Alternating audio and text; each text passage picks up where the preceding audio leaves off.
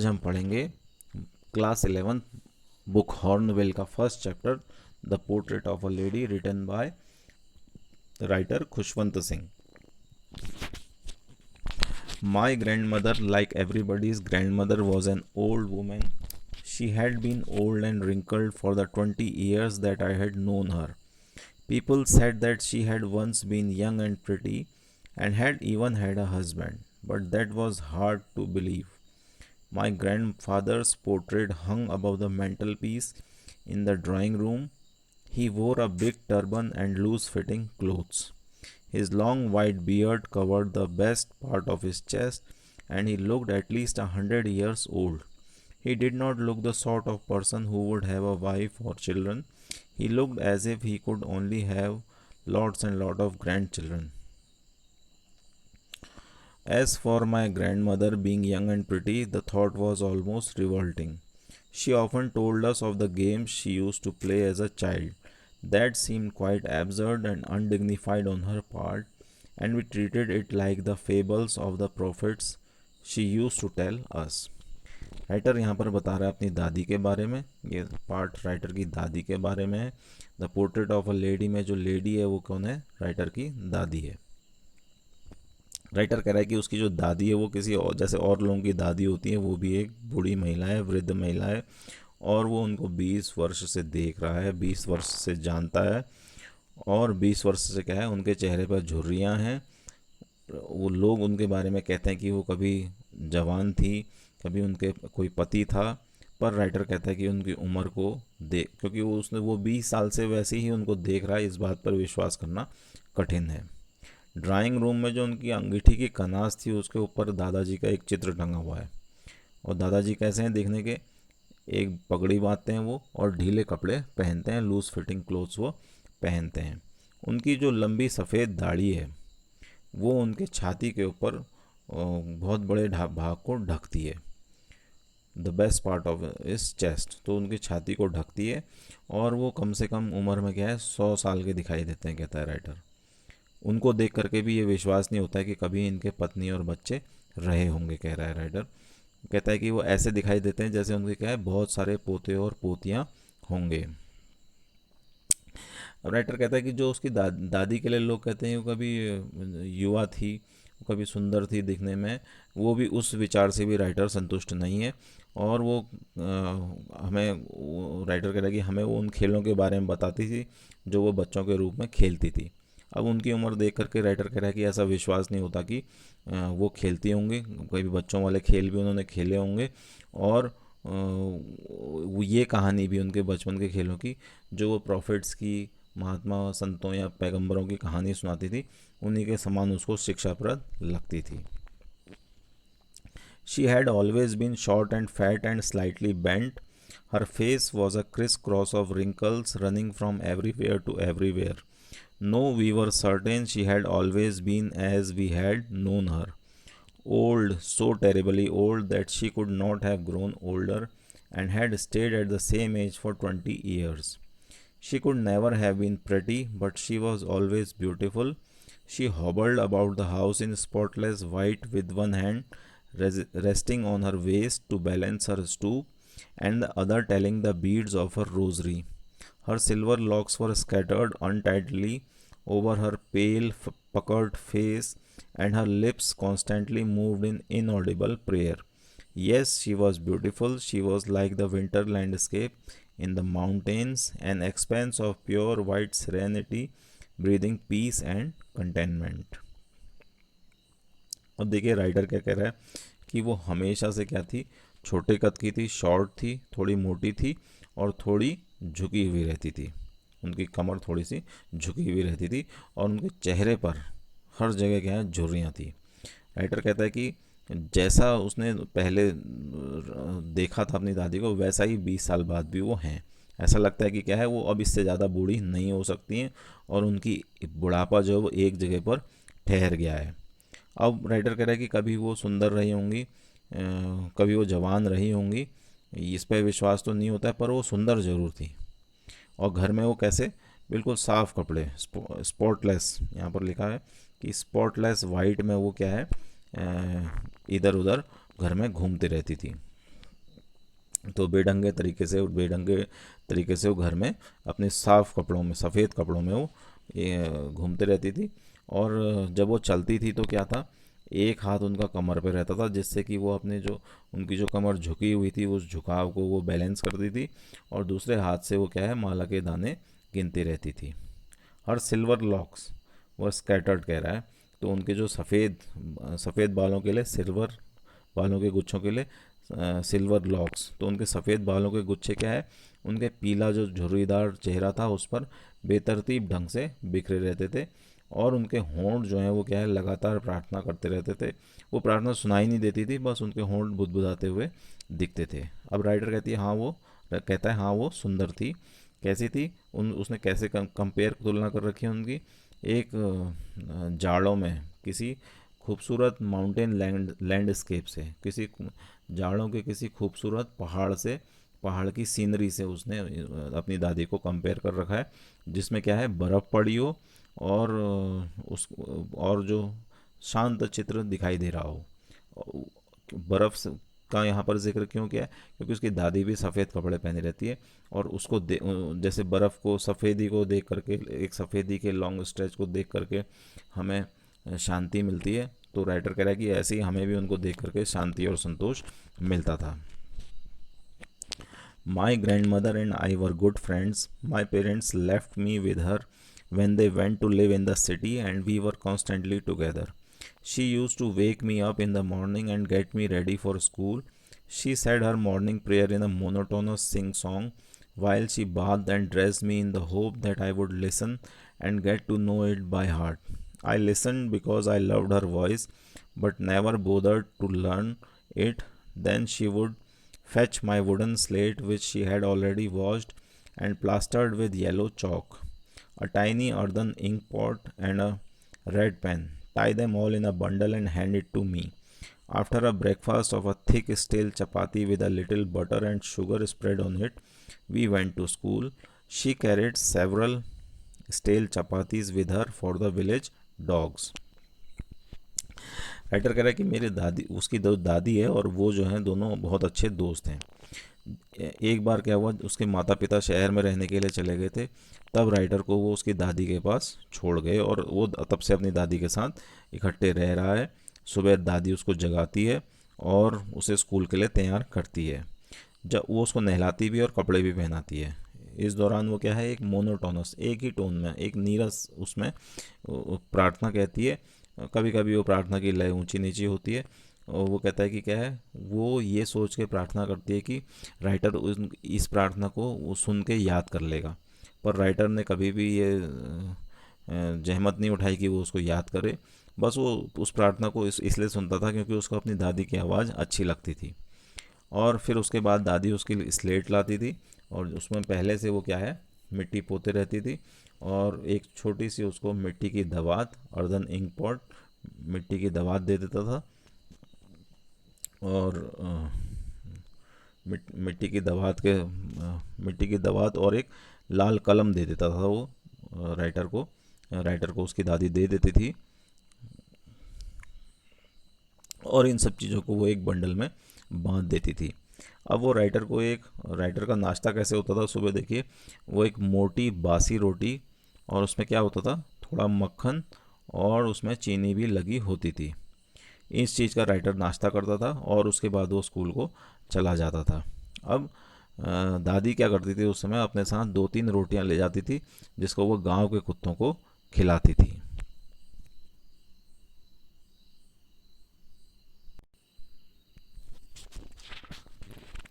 अब राइटर कह रहा है कि आगे देखिए, स्कूल जाने के बाद क्या होता था, घर से निकलने के बाद क्या होता था।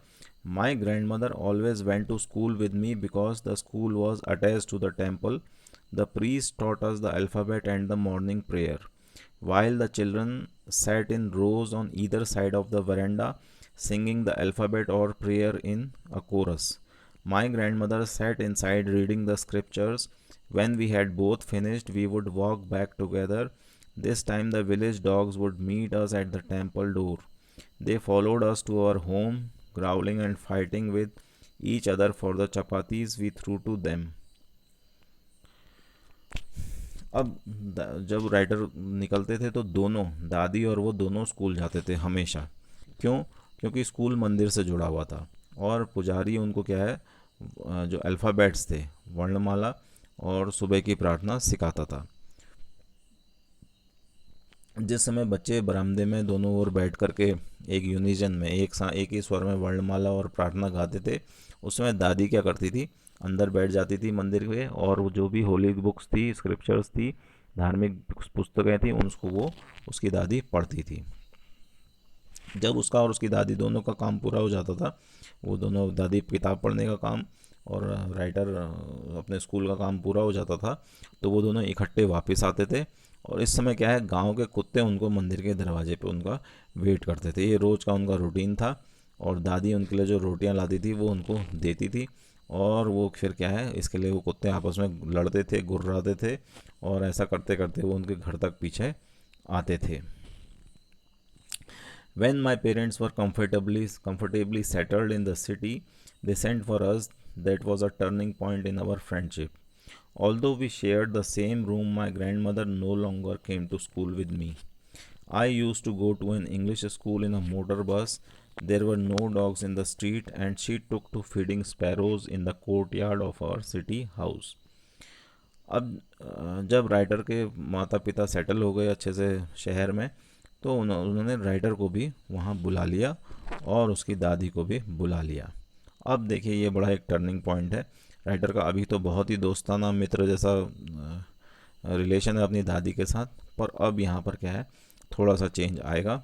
अब क्या है, दोनों अभी भी एक ही रूम में रहते हैं पहले की तरह। अब पर दादी क्या है, उसके साथ स्कूल नहीं आती है। क्यों नहीं आती है? क्योंकि जो राइटर है वो क्या है, एक इंग्लिश मीडियम स्कूल में पढ़ता है और वो बस से स्कूल जाता है। अब पहले तो क्या था, दादी उसके साथ जाती थी और कुत्तों को भी खाना खिलाती थी।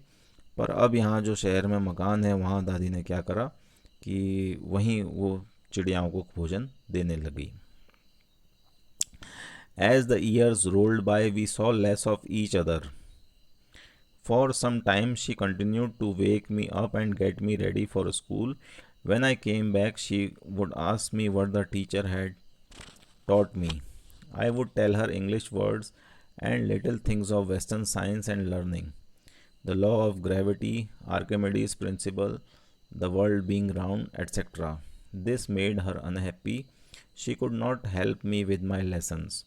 She did not believe in the things they taught at the English school and was distressed that there was no teaching about God and the scriptures.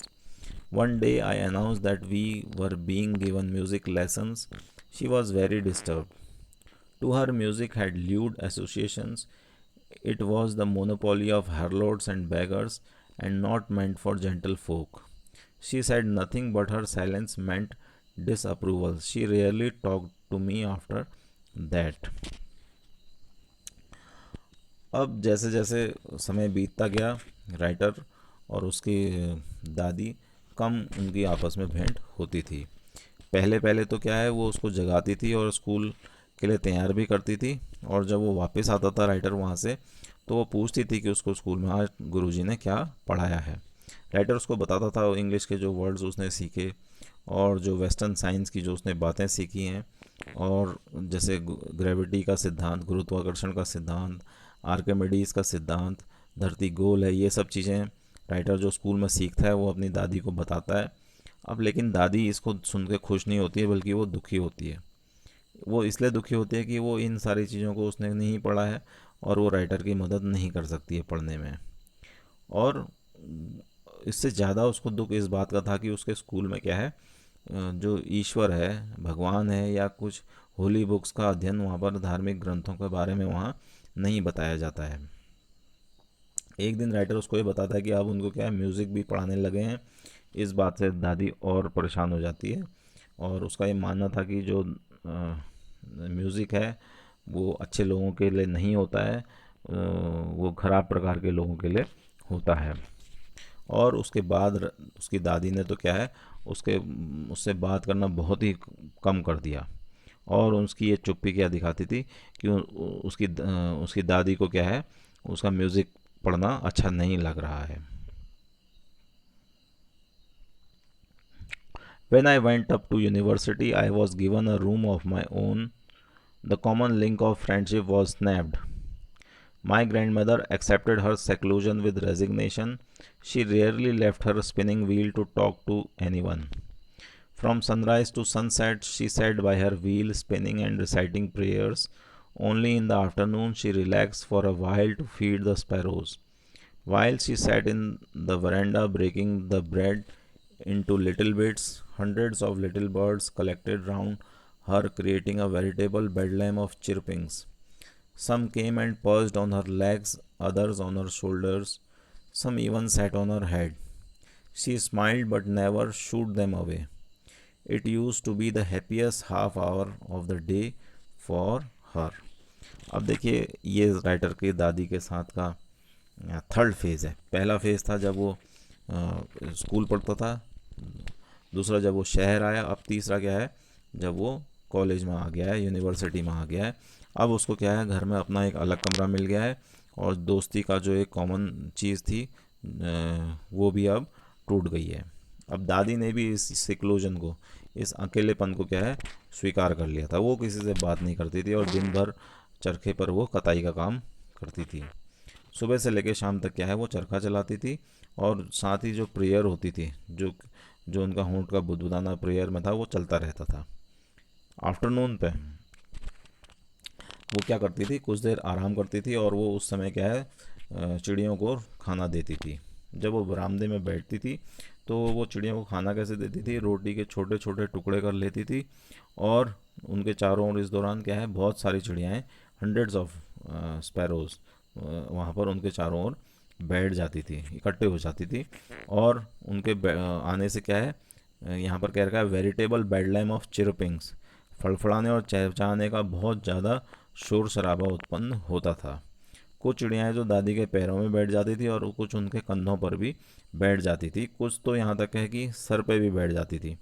दादी हमेशा मुस्कुराती थी ये देख करके और कभी भी उसने shoot she never shoot them away, उसने कभी भी चिड़ियाओं को डरा के नहीं भगाया. और ऐसा लगता था कि ये जो आधा घंटा है वही उनके लिए सबसे अधिक हैप्पीएस्ट हाफ आवर होता था पूरे दिन का. यही आधा घंटा उनके लिए सबसे अच्छा होता था, सबसे ज़्यादा खुशी का उनके लिए रहता था. अब उसके बाद क्या है देखिए आगे. When I decided to go abroad for further studies, I was sure my grandmother would be upset. I would be away for 5 years, and at her age, one could never tell. But my grandmother could. She was not even sentimental. She came to leave me at the railway station but did not talk or show any emotion. Her lips moved in prayer, her mind was lost in prayer. Her fingers were busy telling the beads of her rosary. Silently she kissed my forehead, and I left. I caressed the moist imprints as perhaps the last sign of physical contact between us.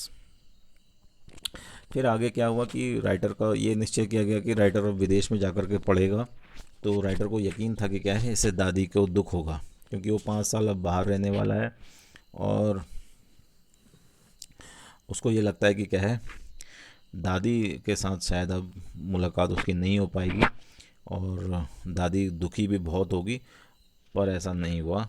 दादी क्या है उसको station तक छोड़ने आई, पर इस दौरान ना तो उसने उससे बात करी और ना ही कोई अपना इमोशन दिखाया, बल्कि उसके उनके होंठ जो हैं वो क्या है प्रार्थना में वो हिल रहे थे और उनका मस्तिष्क भी, दिमाग भी क्या है प्रार्थना में लगा हुआ था और उंगलियां क्या है, उंगलियों से वो माला के दाने गिन रही थी.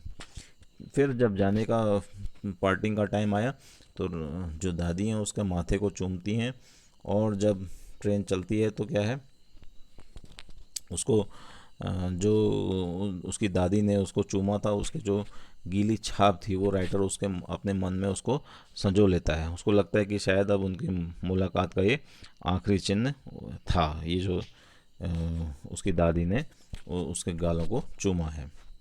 But that was not so. After 5 years, I came back home and was met by her at the station. She did not look a day older. She still had no time for words.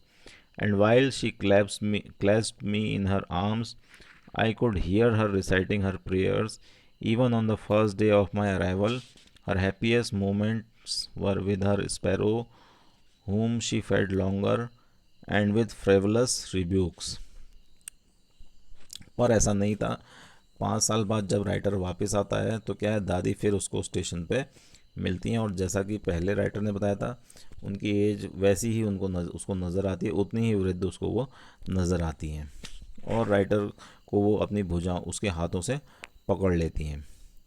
और इस दौरान भी क्या है, दादी क्या है, अपनी प्रेयर्स को कह रही थी। उसके आने वाले दिन भी क्या है, उनके जो सबसे खुशी का टाइम था वो क्या था, जब वो अपनी चिड़ियों को खाना खिलाती है, और वो क्या है कि उनको खाना खिलाते हुए क्या है, वो उनको डांटती भी है चिड़ियाओं को। वो कोई ऐसा डराने के लिए नहीं डांटती है, अपने दुलार में वो उनको चिड़ियाओं को दुत्कारती भी है। In the evening, a change came over her. She did not pray. She collected the women of the neighborhood, got an old drum, and started to sing. For several hours, she thumbed the sagging skins of the dilapidated drum and sang of the homecoming of warriors. We had to persuade her to stop to avoid overstraining. That was the first time since I had known her that she did not pray. शाम को क्या है, दादी के अंदर एक change आता है। क्या चेंज आता है, उस दिन वो प्रार्थना नहीं करती है। रोज़ उस वो देख रहा है इतने सालों से, वो रोज़ प्रार्थना करती है, बल्कि उस दिन वो शाम को क्या करती है, उसकी दादी पड़ोस से महिलाओं को इकट्ठा करती है और एक पुराने ढोल ले आती है और गाना गाना शुरू कर देती है। अब उस ढोल में क्या है, देखो, उस ढोल की खाल को वो पीटते रहती है, और सॉन्ग कौन सा गा रही है, home coming of the warriors, योद्धाओं के घर वापसी के गीत वो गा रही है। अब उसको राइटर कह रहा है कि हमें उनको रोकने के लिए मनाना पड़ा, जिससे कि उनको वो स्ट्रेन ना पड़ जाए, उनको ज़ोर ना पड़े ज़्यादा गाने में। और राइटर कहता है कि ये पहली दफ़ा था कि उन्होंने अपनी प्रार्थना नहीं की थी। The next morning she was taken ill. It was a mild fever and the doctor told us that it would go. But my grandmother thought differently. She told us that her end was near. She said that since only a few hours before the close of the last chapter of her life, she had omitted to pray. She was not going to waste any more time talking to us. अगली morning क्या है, जैसा कि देखता है writer, change आया था। एक दिन पहले वो कुछ और कर रही थी, और अगले दिन वो क्या है, बीमार पड़ जाती हैं। उनको क्या है, मामूली बुखार है, और डॉक्टर ये कहता है कि ये बुखार दूर हो जाएगा। पर दादी ऐसा नहीं सोचती, उनको लगता है कि क्या है, उनका लास्ट टाइम, अंतिम समय आ गया है। और वो उनकी दादी को इस बात का दुख होता है कि क्या है, कि अपने जीवन के अंतिम घड़ी में क्या है, उसने प्रार्थना नहीं की, उसने प्रार्थना करना छोड़ दिया था। अब वो क्या है, वो क्या उनसे कहती है कि वो अब उन लोगों के साथ बात करने में अपना समय ख़राब नहीं करना चाहती है। अब वो क्या है, इस समय में वो प्रार्थना करेगी। We protested but she ignored our protest. She lay peacefully in bed, praying and telling her beads. Even before we could suspect, her lips stopped moving and the rosary fell from her lifeless fingers.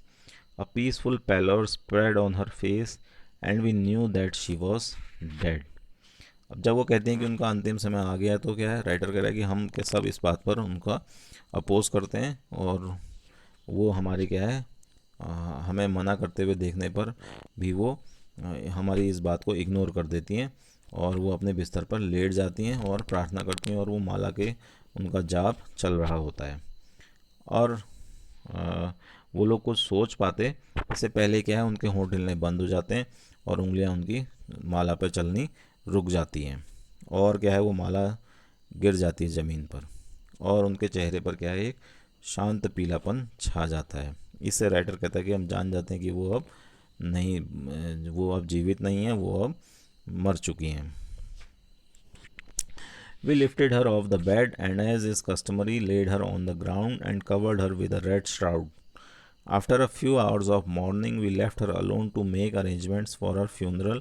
In the evening, we went to her room with a crude stretcher to take her to be cremated. The sun was setting and had lit her room and veranda with a blaze of golden light.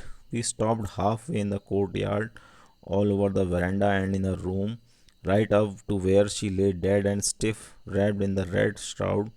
Thousands of sparrows sat scattered on the floor. There was no chirping. We felt sorry for the birds, and my mother fetched some bread for them. She, she broke it into little crumbs, the way my grandmother used to, and threw it to them. The sparrows took no notice of the bread. When we carried my grandmother's corpse off, they flew away quietly. Next morning, the sweepers swept the breadcrumbs into the dustbin. अब writer क्या कहता है कि जो writer लोगों का रिवाज था, उस रिवाज के अनुसार क्या है, वो दादी को बेड से नीचे उतारते हैं और उसको ज़मीन पर लिटा देते हैं और उनके ऊपर लाल कफन डाल देते हैं. थोड़ी देर अब रोना धोना होता है परिवार वालों का, और राइटर क्या है, क्या है, उनके अंतिम संस्कार को जो इंतज़ाम है, प्रबंध है, उसको करने के लिए वो दादी की बॉडी को छोड़ करके चला जाता है. और वो एक दादी के लिए क्या है, एक अर्थी वो तैयार करके लाते हैं. क्रूड स्ट्रेचर लिखा हुआ है, तो वो एक अर्थी उनके लिए लाते हैं कमरे में. अब क्या है, सनसेट हो रहा है, सूरज छिप रहा है और एक छिपने को है, सनसेट होने वाला है. और क्या है, दादी के कमरे पे क्या है, एक रोशनी वहाँ पर उसके कमरे, उनके कमरे में और बरामदे में पड़ रही है. राइटर उनके कमरे से थोड़े दूर ही था, तो क्या देखता है कि जहाँ पर दादी पड़ी हुई है और जहाँ पर उन पर वो लाल कफन लपेटा हुआ है, उसके चारों ओर बहुत सारी चिड़ियाँ वहाँ पर आई हुई हैं. और उस दिन रोज़ तो वहाँ पर हमने देखा था बेड लैम ऑफ चिरपिंग्स होता था, बहुत तेज़ आवाज़ होती थी उनके चहचहाने की, पर आज कोई आवाज़ नहीं हो रही है. चिड़ियों को देख के राइटर की माताजी को बड़ा दुख होता है और उनको लगता है कि आज इनको किसी ने कुछ नहीं दिया. तो वो आती हैं, कुछ रोटियां लाती हैं और जैसे दादी देती थी उसके छोटे छोटे टुकड़े तोड़ के देती हैं उनको, चिड़ियाओं को. पर चिड़ियाएँ उस ओर ध्यान भी नहीं देती हैं. और जब फिर राइटर दादी की अर्थी को ले जाते हैं तो चिड़िया भी सारी चुपचाप उड़ जाती हैं. अगले दिन सुबह उन रोटी के टुकड़ों को स्वीपर जो है वो साफ़ कर देता है. तो इस तरीके से हम देखते हैं कि चिड़ियाओं का भी क्या है, दादी के साथ हार्ट टू हार्ट कनेक्शन है.